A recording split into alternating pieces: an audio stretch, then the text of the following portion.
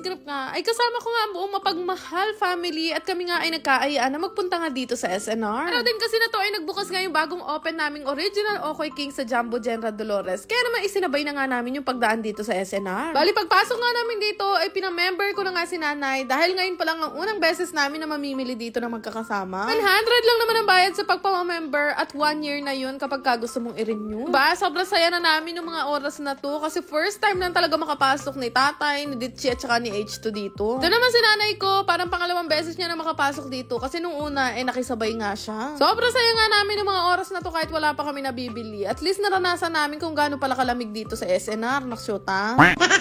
Amin nga sa Pampanga, napakadalang namin kumain ng spam. Kaya sabi ko kay nanay, kunin niya na yung isang set na yan. Kung ano nga kako yung gusto niyang kunin, kunin na niya, wag na kako siyang mahiya sa akin. Ay, nahihirapan nga siya mamili at hindi nga kami sanay mamili dito sa SNR. Dinala ko na nga lang siya dito sa mga naglalaki ang sabon. Alam niyo naman ang mga Mother Earth natin, heaven ang tawag nila sa lugar na punong-puno ng panlabang sabon. Hindi rin kasi kami bumibili ng mga ganyang kalalaking sabon at nasanay talaga kami sa mga sachet lang. Ako ba dito kay Angeline? Ayaw niyang kumuha. Sabi niya sa Pure Gold na lang daw siya mamimili. Ay, no ka?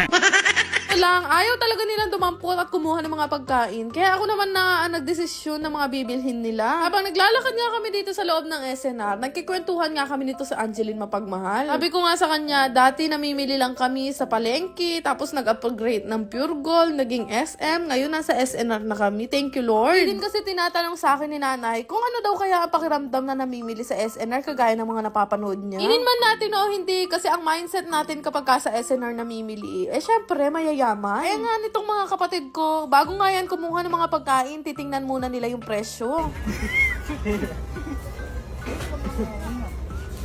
Malte, 490. Ganyan talaga yung dalawa kong kapatid na yan. Lagi nilang iniisip kung kaya ko bang bayaran. Pero naman kayang bayaran. Kung ganyan lang naman ang magpapasaya sa kanila, bakit hindi? Hindi rin kasi talaga kami sanayin sa mga pagkain na nakikita namin dito sa SNR. Kaya hindi rin naman namin alam kung ano yung mga kukunin namin. Ang sabi ko dito sa pamilya ko, kung ano yung gusto nilang matikman at kung ano yung gusto nilang masubukan, kunin nila. Ewan ko ba naman kasi sa mga nanay natin, Diyos ka, magmahal lang ng 2 pesos dito, hindi na nila dadamputin.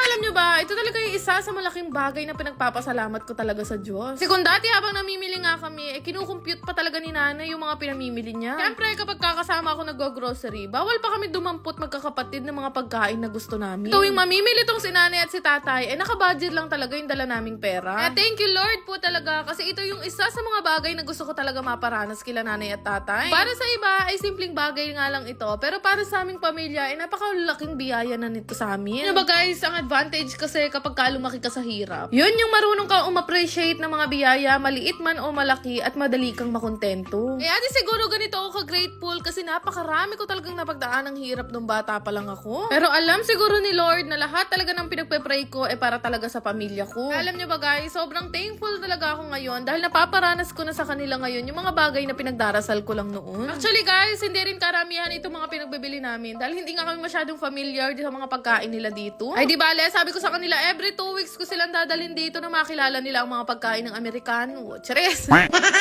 Pero ayun nga, nagbayad na nga rin naman kami pagkatapos naming mamili at lumabas na nga rin kami dito sa SNR. Pero dahil tinapos mo na rin naman yung video na to, tatanungin na rin kita kung ikaw ano nga ba ang pangarap mo para sa pamilya mo. Pili nga ako sa mga sasagot at magko-comment at pagka nagustuhan ko nga, ibibigyan ko nga ng 1,000 pesos. Pre, kailangan na naka-share at naka-follow po kayo sa akin. Dapat lang naka-follow kasi ako magbibigay sa inyo, naksyuta. So, lagi nyo tatandaan guys na habang andito ang mga parents natin, provide natin yung mga kailangan nila at higitan pa natin yun. Kli lang ang buhay, paligayahin natin sila at mahalin. Ay Diyos ko, tok na nga nyo na silang bigyan ng problema ko sasawa. Naksyuta. Yan lang naman. Salamat!